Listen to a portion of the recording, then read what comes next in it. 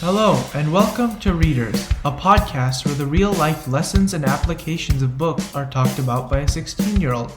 Me, Readerzz.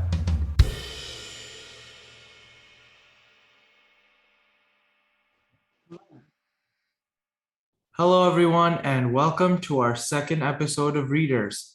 Today, we will be reviewing chapters 4 to 6 in Atomic Habits. I will hand it over to my guest now, Mr. Dutia. Thanks, Prithviraj. Thanks for having me over again. Excited to be reviewing the next three chapters, and hopefully, we make it very meaningful for our listeners too. Absolutely.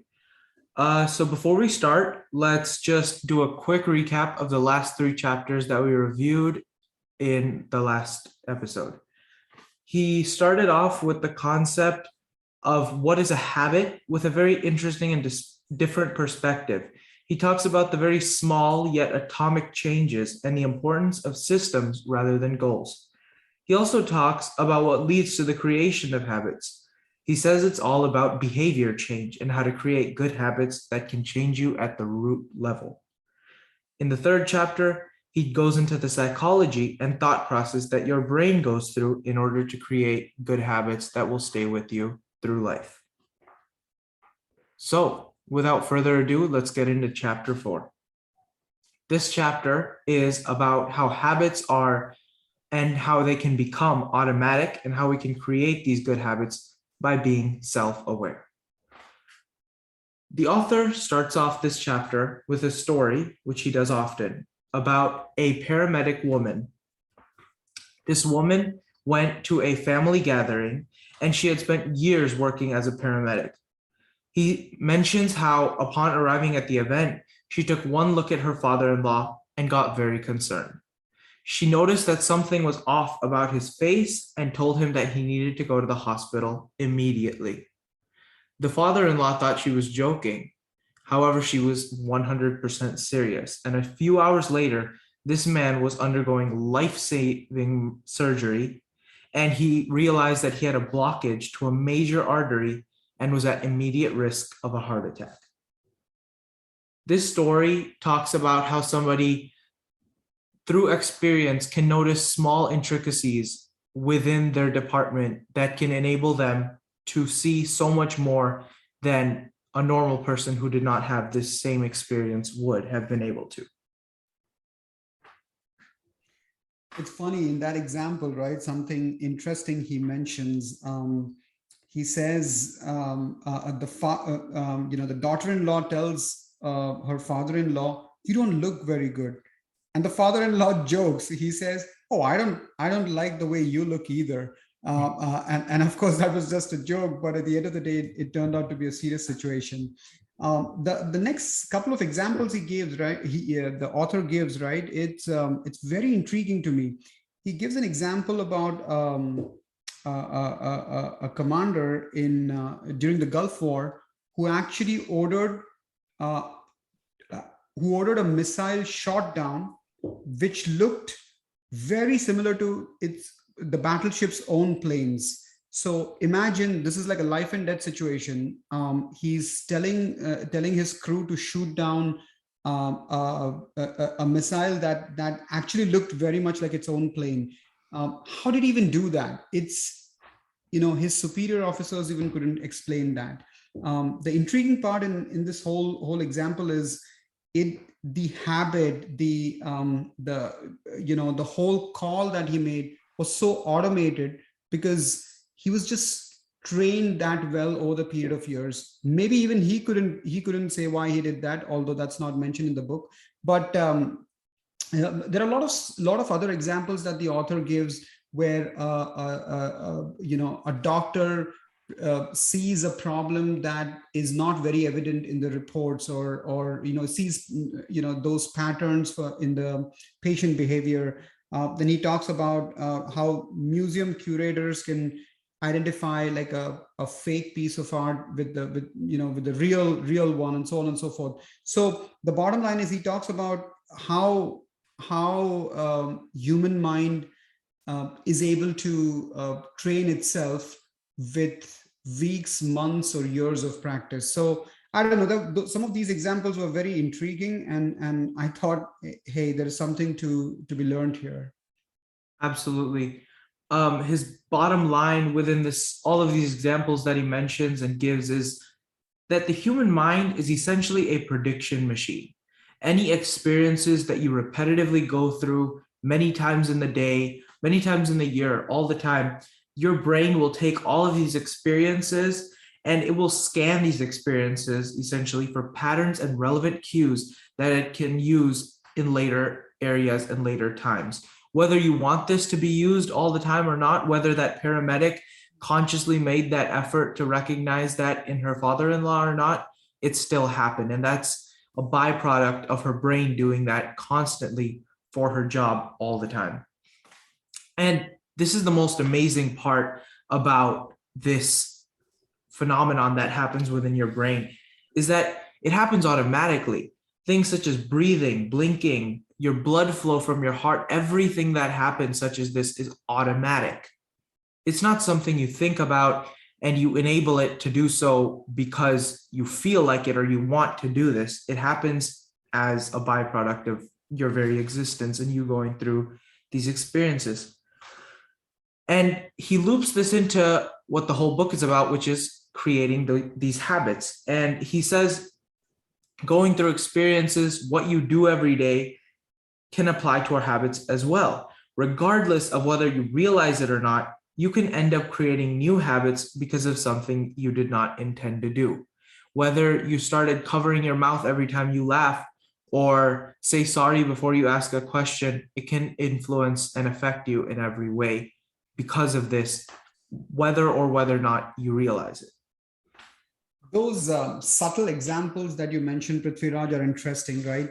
When I was reading the book and when I was even listening to the audiobook, I realized that those small things of covering the mouth or saying sorry before you ask a question are so common around us. You may not be doing it, but you may know someone who does that. So it was a very interesting set of examples he used. Speaking of making the habits automatic, right? It's there's also a pitfall to this phenomenon, and the downside of the pitfall is these habits even can be negative ones or the ones that you don't want. For example, he gives a yet again a funny example where a clerk at a store was used to taking the gift card, using the gift card, and then cutting it out as a part of his or her job. And the after doing it for a few times, the next customer actually ended up giving him an actual credit card and not a gift card. The guy swiped the credit card, and the next thing he does is picks up the scissor and cuts it, and without realizing what he has done. So he looks at the customer, and the customer is just shell shocked and like, what just happened? So this tells you about how unconscious or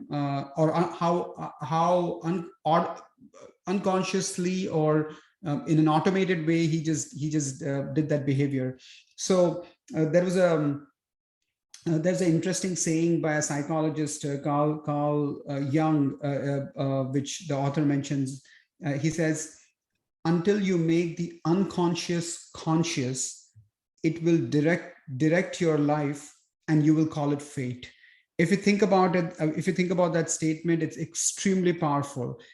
Everything that we think is not in our control, we call it fate or destiny, but it's actually probably an outcome of a habit that we've formed or a series of actions that we unconsciously repeat and we don't even know. So, with these set of examples, the author talks about how important it is for us to be self-aware of the habit, because literally whatever you're not aware of, it's almost going to be impossible to change it or improve it. So interesting set of examples. He mixes some stories, some examples with some concepts and some studies. So it kind of registers well when you read the book or you listen to the book.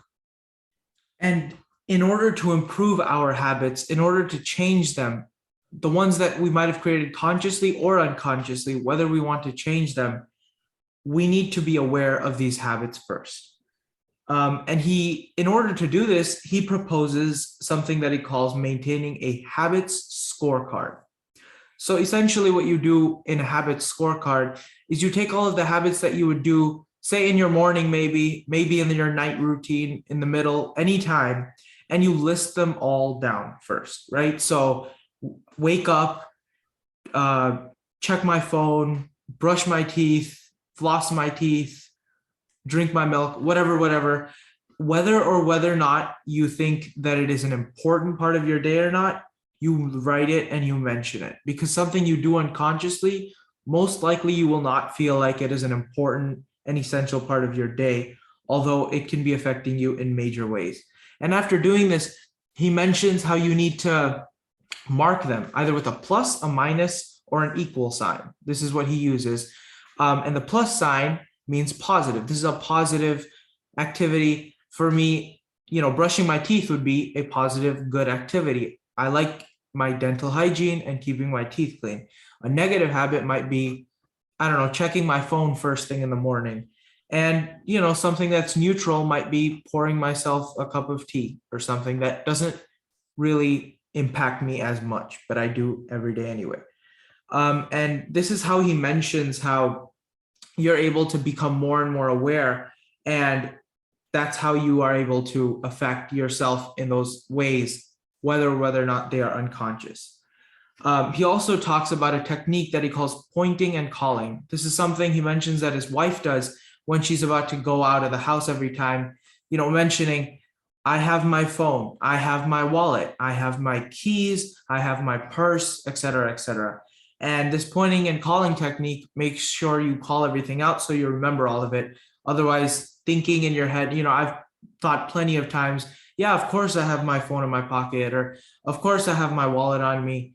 But after I get out and get where I need to be going, I don't end up having it at all. And then it's like, I thought I had it all along, but I really don't. And he says this not just in this context, but also in the context of being able to break bad habits. He mentions the example of eating a cookie. And for me, if I'm about to watch, one more episode of The Office than I should, say it out loud. Maybe don't even stop yourself from watching it. That's a long-term benefit of this, but say it. I am about to watch another episode of The Office. I do not need to watch this episode, and it will waste time that I could be using to do real work instead. He says that saying the bad habit out loud makes it seem more real and makes it stand out to you. Do the same thing with something that you wish to remember to do, such as, I'm going to go to the grocery store tomorrow to pick up some apples. Same example, same routine that you will go through. Some of these things that he calls out as a framework, or as I call it a hack, or even a smart goal, depending on the context. It's actually interesting. I have decided to try out a few things. For example, I would like to work out every single day, and the day I miss, like today is a good day when I haven't been able to work out, or a good example. I think I'm going to call out, say, I wanted to work out today, but I did not. Let's see if it imbibes a discipline going forward or not, because it's interesting. He even in the previous chapters, right? He talks about or maybe upcoming chapters. He talks about setting the intentions. I think he calls it implementation intention or something like that. But bottom line is calling it out, pointing and calling. These could be those easy techniques that we can adopt and actually improve. I know you skipped that part in interest of time, Prithviraj, but he also gives a history of this pointing and calling technique, right? He says it was first introduced and still pretty much used in the train systems in Japan. By pointing and calling, they have avoided so many mishaps, so many accidents. He even describes a couple of very interesting things that he observed when he was there. And when the New York MTA systems, right, the subway systems adopted that same technique, learning from the Japanese train system, I think they could, I think I read that they could reduce the incidence, so to speak, significantly. I don't remember the exact percentage, but it was a huge improvement in the incidents happening in the New York subway systems.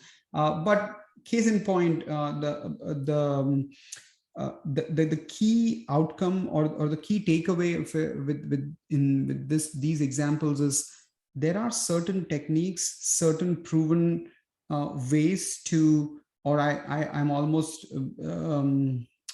interested to call them hacks or frameworks that we can adopt to make sure we are able to get the desired outcomes from our own actions. So I just thought of mentioning that, although it was pretty obvious with everything we discussed, but intriguing to say the least. Absolutely. And on that note, we will end chapter 4. Moving on to chapter 5, kind of an overview of the chapter. The author gives a framework around how to cultivate and continue with a new habit that you might just have formed. So, as you might remember or know, the first law of behavior change is to make it obvious. In order to do this, he uses an example of a study in which subjects were divided into 3 different groups. The first group, and this study was conducted in order to track how effective different methods would be for these groups in order to exercise. The first group was called the control group, and this group was asked to track how often they exercised, and that was it. The second group was called the motivation group. This group was asked to track how often they exercised, and they were also explained how exercise could reduce the risk of coronary heart disease. Then there was the third group. The third group was also presented with the same information, or was also asked to track how often they exercised, but they also completed a sentence and filled in the blanks within the sentence. During the next week, I will participate in at least 20 minutes of vigorous exercise on blank day at blank time in blank place.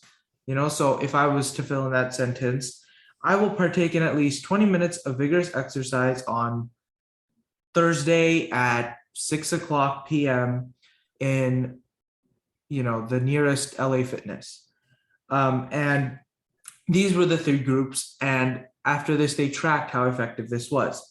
The results were incredible. In the first and second groups, about 35 to 39% of the people exercised at least once per week.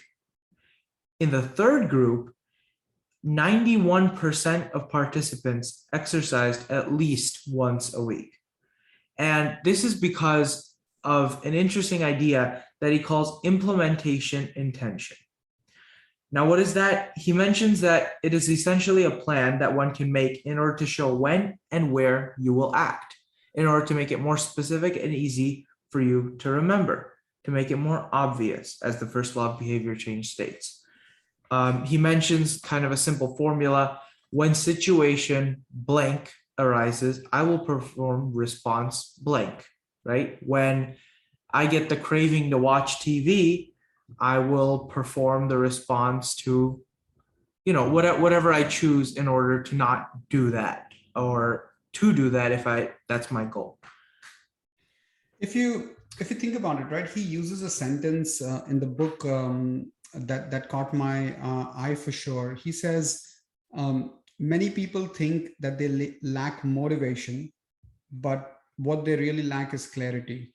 And if I go back to the first 3 chapters that we reviewed in the first episode, and connect the dots a little bit, right? So he does mention that a lot of times the people who we think have self-control actually have to use it the least. Why? Because they are basically they have worked on the systems or the framework and not on the burst of motivation to get something done. So he's kind of strengthening that fact even more with more and more data and more techniques, right? So when he talks about this implementation intention, right? Again, if you think about it, the way to execute it is so simple. At a specific time and a specific location, I'll do a specific behavior. So he gives an example of, oh, I want to do 10 push-ups at the time of lunch in one of the chapters. But he says, oh, that wasn't specific. I wasn't getting the success. Then I set the quote unquote implementation intention as with a lot of clarity. Once I shut down my laptop for lunch, I'll do 10 push-ups right next to my desk or something like that. So he was so specific, and that just increased the odds or the probability of him actually doing it. That's what he tries to um, uh, you know tries to tell us with all these different examples. And once again, I may sound repetitive here, but if you think about it, these are such simple techniques that at least they're worth a try. We follow these so-called rules or so-called frameworks, right? And maybe these work like magic. I mean, as we know, simple things sometimes make the most impact. So I have decided I'm going to try a few things, both to cultivate good habits and break some bad ones, and maybe in the next episode we can even talk about some results that we've had in our personal lives. Absolutely. I mean, what is there to lose, right? I mean, you can only gain, you can only get better, and like why not? Indeed. So, Yeah. um, moving on, he says that there are many ways that you can use implementation intentions, and one way that he mentions that to me really stood out, and I've tried to use this in my personal life as well. He calls it habit stacking. So, what is habit stacking?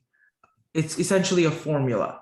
After current habit that you have, I will new habit, right? So say me, I brush every morning, right? So after I brush, I will say, if I didn't floss, I might say, after I brush every morning, I will floss. This is an example of habit stacking. So the key is to tie your desired behavior into something that you already do every day. And this habit stacking can lead to so many new chains and you doing just so many new habits that you've never done before, right? Like if it's something I really want to do, if it's something that has a correlation to something that I already might do, I know that waking up or exercising, for example, is something that's very difficult for some people. What if the goal is just to get out of bed, go upstairs, and maybe your home gym is right next to your bathroom?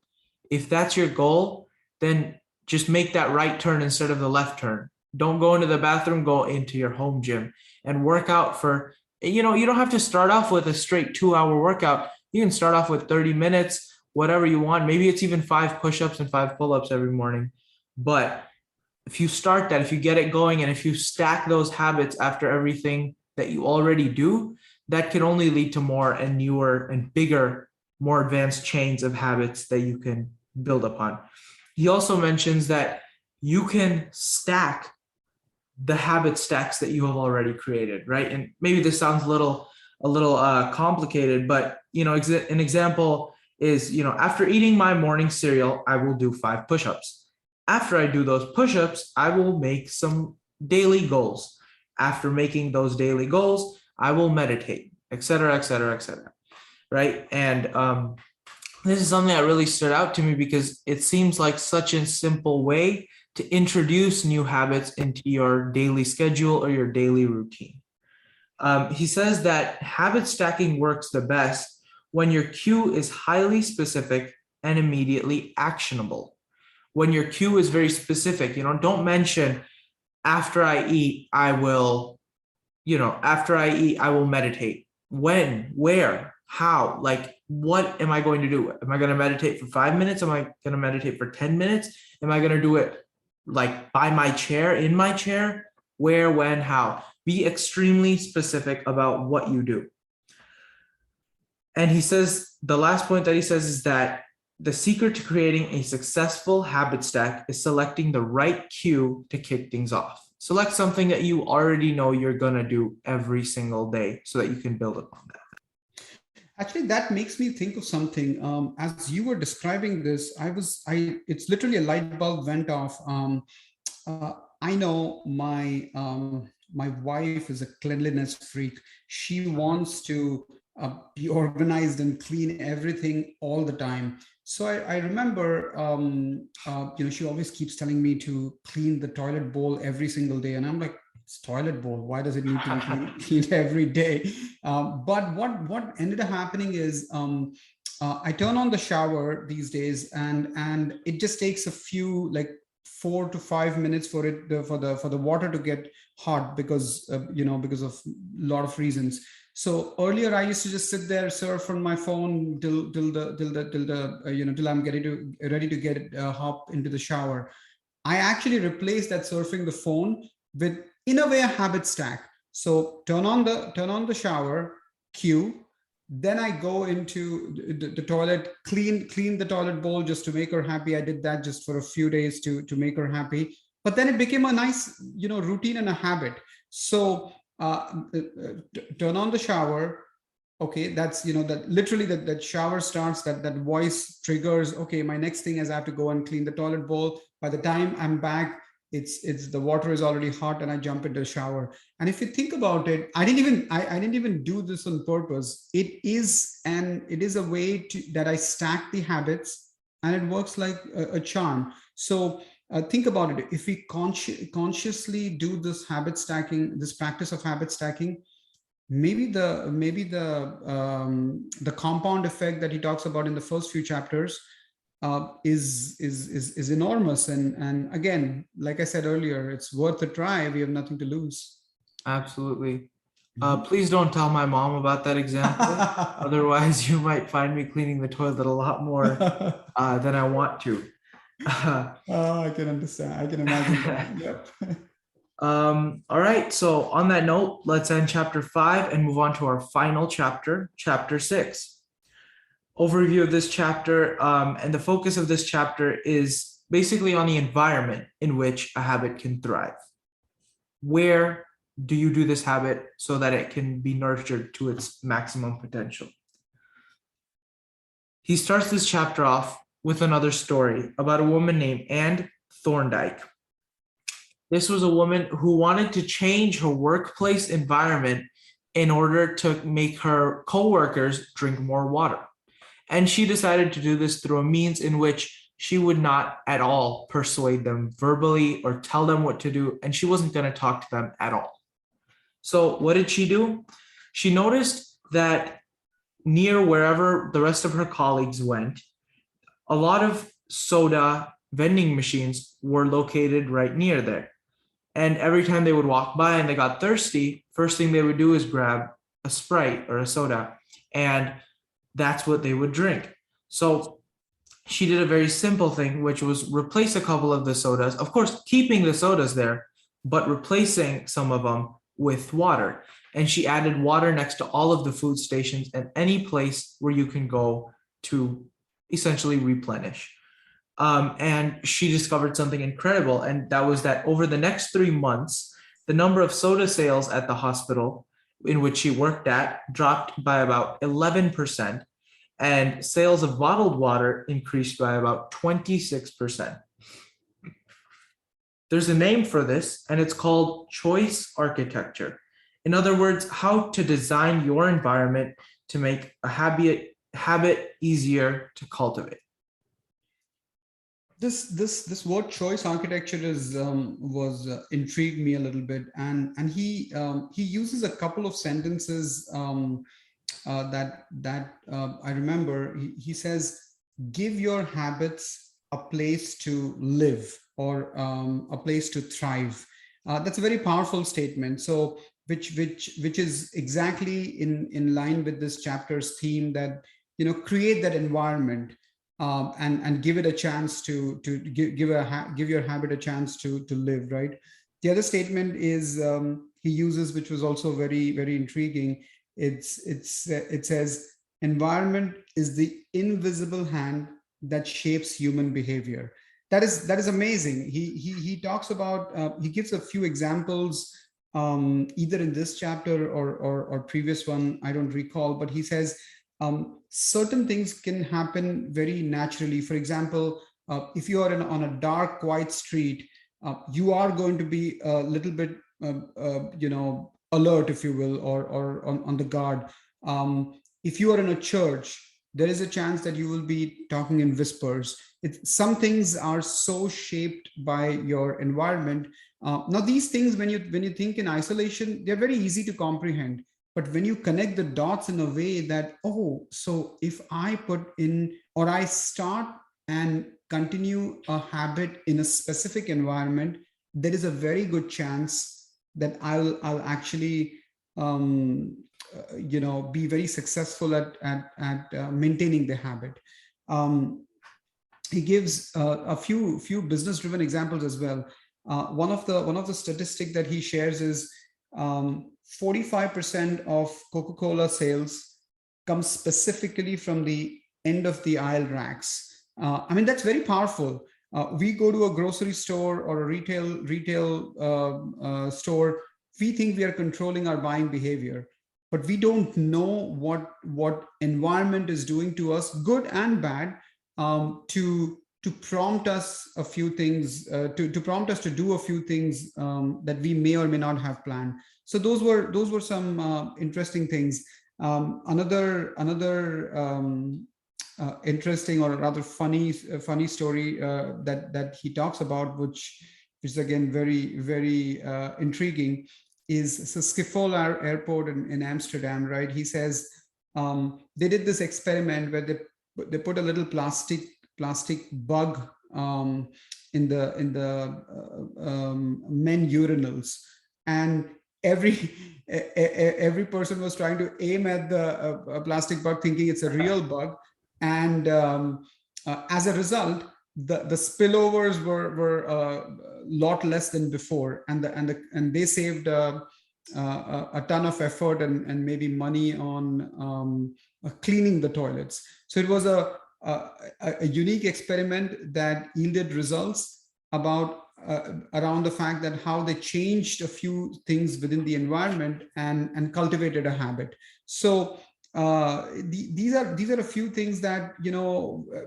again, easy to implement, worth a try. Like we've discussed before, he gives some very simple things as examples as well. He says, if you want to practice guitar more, just put it in the middle of your living room. I know, Prithviraj, you mentioned about this example last time as well, and it has given you some success yourself. So these are some things that are not very hard to do, or you can easily insert them in your daily routine and give it a try if you can cultivate a good habit. So what I love about this book and the author is he's always giving you some techniques, framework, and not just theory and examples, which gives us an opportunity to try it out and see if we can cultivate the habit that we desire.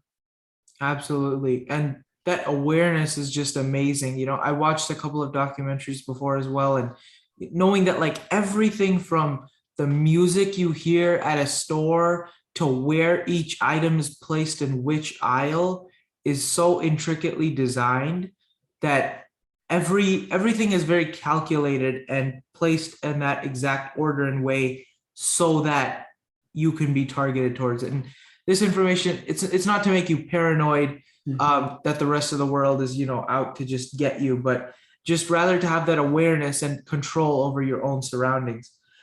Bringing me to an interesting quote that he mentions, which is be the designer of your world and not merely the consumer of it.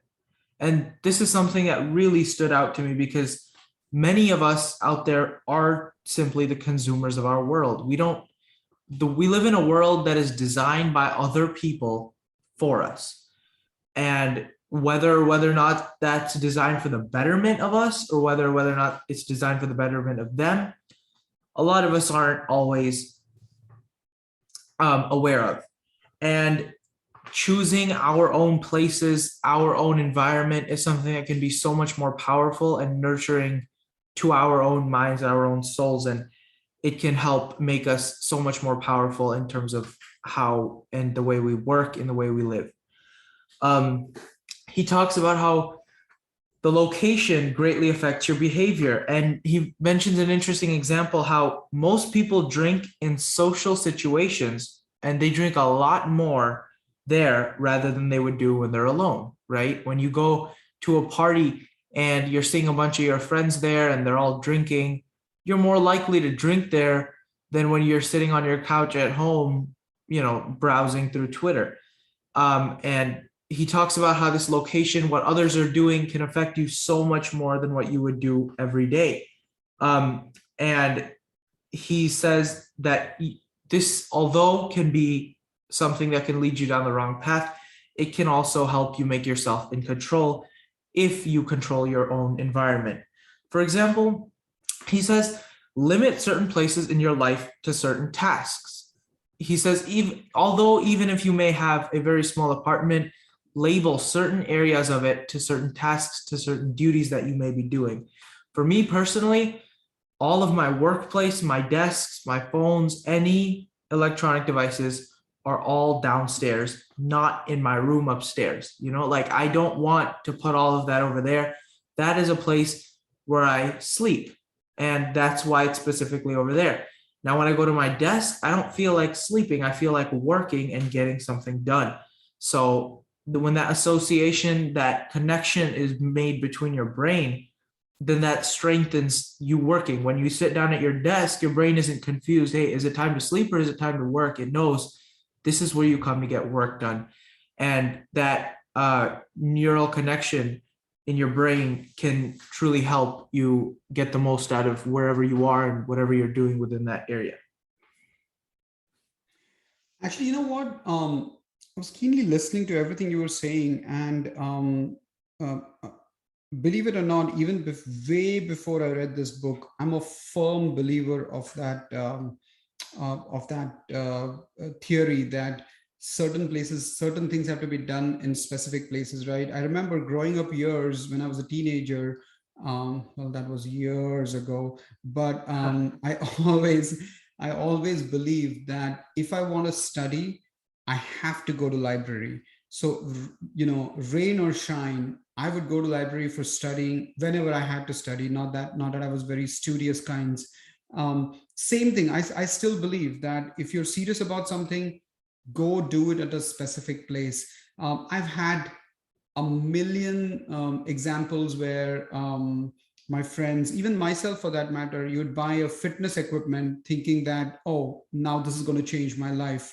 And the next thing you know is that fitness equipment is either a useless piece of furniture at home, or it's something where you hang your clothes. So it's just ridiculous because it's not like, oh, even if I've bought a fitness equipment, it is in a room and it is in a place. It's in my exercise where I only exercise. No, it's not like that. It's sitting in front of TV and we hope miracles are going to happen.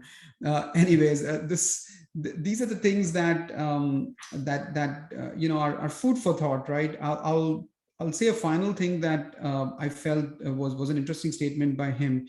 He says small changes in the context or maybe environment can lead to large changes in behavior over time. That's a very powerful statement. It summarizes this context and environment that we talked about, as well as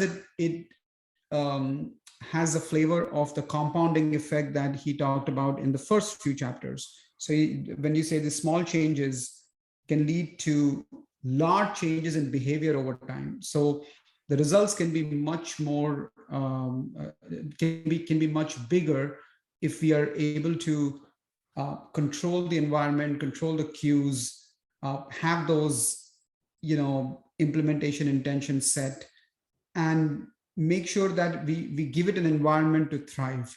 And the rest is yet to be observed if we were to try it ourselves. But I don't know, motivated to try a lot of things after a review of these chapters, and see where it takes me. I think the results can be really, really positive over the period of time.